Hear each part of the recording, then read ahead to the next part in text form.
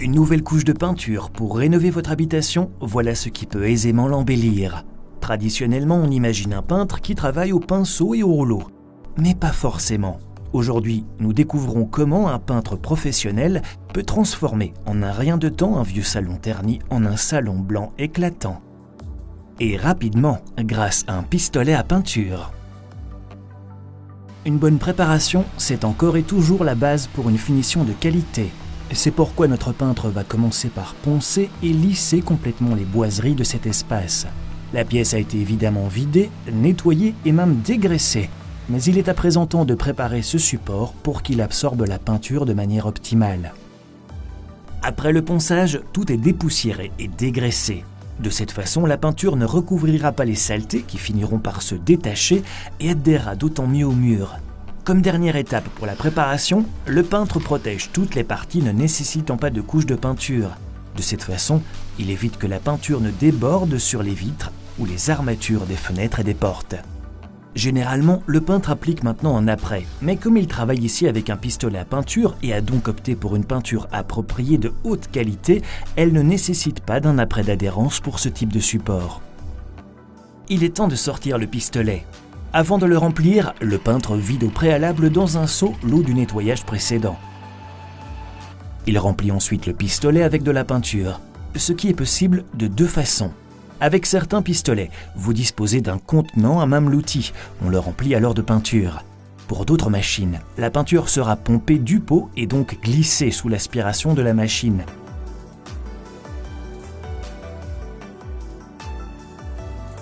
La peinture doit donc d'abord être pompée par la machine. Lorsque c'est fait, le peintre passe sur le pistolet.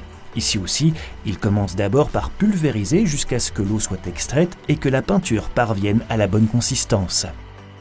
Ensuite, il vérifie le type de pulvérisation souhaité sur son pistolet, ce qui dépend de la buse de pulvérisation choisie et se détermine aussi par le type de peinture et la surface travaillée. C'est différent pour chaque projet et par conséquent, ces paramètres doivent être vérifiés et ajustés à chaque fois. Il contrôle d'abord sur un panneau de test pour s'assurer que tout se déroule bien. Il est important de réaliser une pulvérisation qui soit uniforme. Vous pouvez également remarquer que la peinture forme une belle couche couvrante, dénuée de gouttes. Le peintre peut commencer son ouvrage. Il commence par le plafond. Il divise le travail par surface. Il les recouvre de couches croisées les unes sur les autres. Il maintient le pistolet parallèle au plafond et à une distance appropriée pour obtenir une couverture optimale. En inclinant un peu le pistolet aux endroits nécessaires, il peut également recouvrir les angles et les côtés des poutres avec une couche de peinture. Et vous le remarquez, ça va vite. Le peintre prendrait beaucoup plus de temps en travaillant au pinceau et au rouleau. Et avec cette peinture adéquate, une couche pulvérisée suffit, sinon vous auriez souvent besoin d'au moins 2 couches. Après le plafond, il s'attaque aux parois.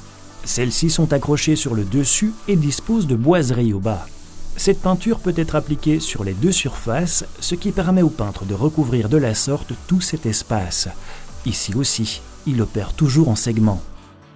Lors de l'application de la peinture, il s'assure que les bandes se chevauchent de moitié afin d'obtenir une couche uniforme de peinture. Le radiateur peut également être traité dans la foulée et obtient une couche de peinture. Et de cette façon, vous constatez immédiatement l'avantage d'opérer au pistolet. En très peu de temps, vous pouvez donc peindre toute une pièce, tous les coins et recoins compris, surtout lorsque de grandes pièces doivent être peintes et comportant de nombreux détails ou différentes surfaces. L'utilisation d'un pistolet permet de gagner beaucoup de temps et rend l'investissement dans un pistolet très intéressant pour notre peintre. Une fois qu'il a terminé un côté du salon, il peut poursuivre de l'autre côté. Ici aussi, il travaille rapidement sans pour autant affecter la finition. La peinture peut être chaque fois complétée durant l'ouvrage, ce qui permet de tout peindre en quelques heures à peine. On assiste à une véritable métamorphose de cette vieille pièce ternie en un espace lumineux et agréable. Le travail est terminé, mais comme toujours, le matériel doit encore être bien nettoyé.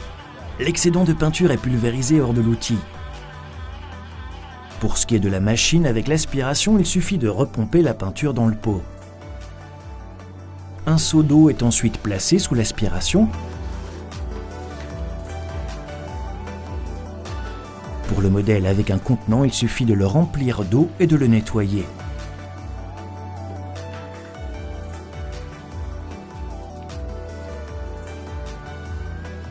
De l'eau propre est ensuite pompée pour rincer tout l'appareillage. Le peintre pulvérise ensuite le pistolet jusqu'à ce que tous les résidus de peinture soient bien ressortis. Et pour finir, le pistolet et la buse aussi sont nettoyés. Le peintre a terminé son travail et nous savons à présent comment peindre armé d'un pistolet, c'est-à-dire rapidement et pour un résultat parfait.